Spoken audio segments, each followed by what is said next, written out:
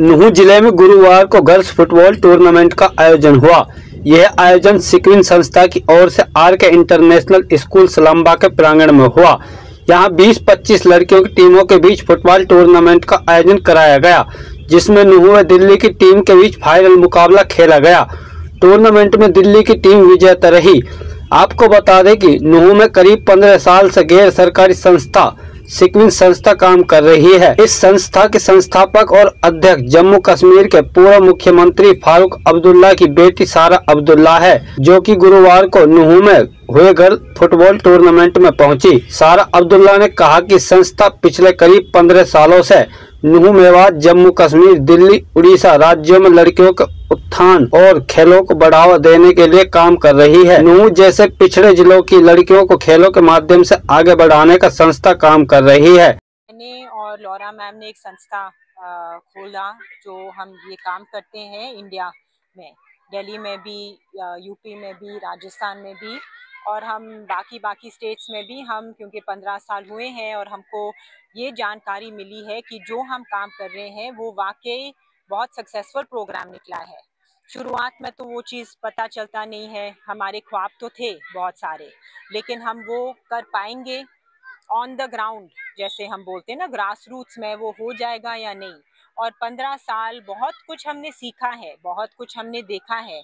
मेवात में भी हम 13 साल से काम कर रहे हैं और अब हम बहुत फख्र से बोल सक रहे हैं कि हाँ, जो हम काम कर रहे हैं, जो हमारा फुटबॉल का प्रोग्राम है या जो हम अपने लड़के के साथ करते हैं, मैन एंड बॉयज़, मर्दों वाली बात प्रोग्राम, या जो हम अपने माँ और बहन के साथ काम कर रहे हैं, विमेंस कलेक्टिव या नारी की चौपाल आप बता सकते हैं उसको, या पंचायत, उनको आप एक तरीके का वो भी बोल सकते हैं कि क्या होता है कि जब हम पहले मेवात में आते थे तो कोई लड़कियां या माएँ दिखते नहीं थे।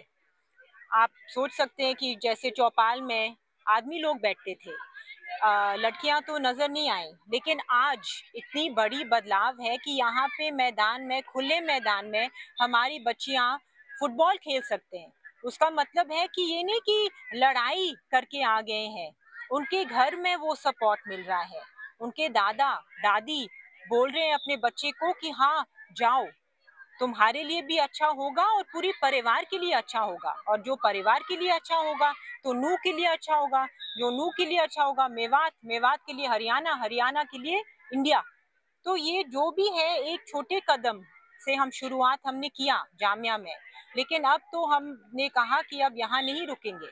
हम तो पूरे देश में जो हमने ये चीज़ देखी है, हम वहाँ पूरे देश में फैलाना चाह रहे हैं। मैडम, मेवात को क्यों चुना गया? मेवात को हमने इसलिए चुना गया था क्योंकि हमने देखा कि बहुत जगह जगह जाके यहाँ पे सबसे खराब माहौल था लड़कियों के लिए। जैसे अभी बात हुई है बाल विवाह के बारे में, चाइल्ड मैरिज बहुत ज़्यादा उस टाइम को था। हम नहीं कह रहे हैं कि अब नहीं है, ऐसे तो हम नहीं बोल सकते हैं। ऐसे भी हम नहीं बोल सकते हैं कि अब सारे बच्चे स्कूल आ रहे हैं, अब सारे बच्चियाँ 100% स्कूल आ रहे हैं, नहीं। लेकिन उस टाइम जो माहौल था, जैसे मैं आपको बता रही थी कि लड़कियां ही नहीं नज़र आ रहे थे। अब वो डिमांड कर रहे हैं कि शायद हमारे गांव में शायद क्लास 5 तक लड़कियों के लिए स्कूल है। अब वो खुद बोल रहे हैं, अपनी मम्मी अब हमारे पास आ रहे हैं कि अब हमको स्कूल पास में चाहिए ताकि हमारे बच्चियां 10 तक पढ़े, 12 तक पढ़े। 15 साल पहले ऐसे नहीं था।